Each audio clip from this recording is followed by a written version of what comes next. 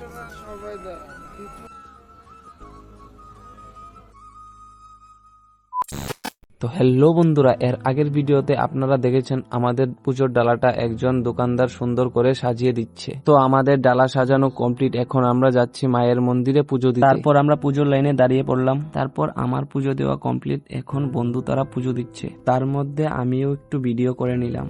তো এখন আমরা মাকে পুজো দেওয়া কমপ্লিট হয়ে গেল। চলুন এবার আপনাদের মন্দিরটা ঘুরে দেখাই। মায়ের মন্দিরে কি সুন্দর ফুল বাগান, দেখতে কি ভালো লাগে। এর মধ্যে আমিও একটা ব্যক্তিগত কথা আপনাদের সাথে শেয়ার করতে চাই। আমি মাকে অনেক ভালোবাসি এবং মাতাবাড়ি আমার কাছে খুব প্রিয় একটি জায়গা। মাতাবাড়ি এলে মনটা শান্ত হয়ে যায়, সব চিন্তা দূর হয়ে যায় আর মনটাও হালকা লাগে। একটা কথা তোমাদের সাথে শেয়ার করতে চাই, মাতাবাড়ি পুকুরে বাস করা কচ্ছপগুলি প্রতি মানুষের ভালোবাসা আর শ্রদ্ধার কোনো শেষ নেই। কেউ বলে মায়ের সন্তান ওরা, তাই মায়ের কাছে শেষ আশ্রয়।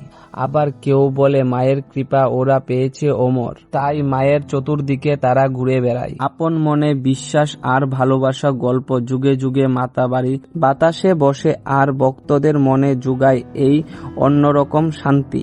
তার জন্যই লোকে বলে মাতাবাড়ি এত শান্তি। তখনই আমি একটি কচ্ছপ দেখতে পাই, মানে আমার কাছে অনেকটি ভালো লাগলো। আমরা শুধু একটি কচ্ছপ দেখতে পাই। তারপর আমার বন্ধু চীনা হাঁসকে আদর করে বিস্কিট খাওয়াচ্ছে।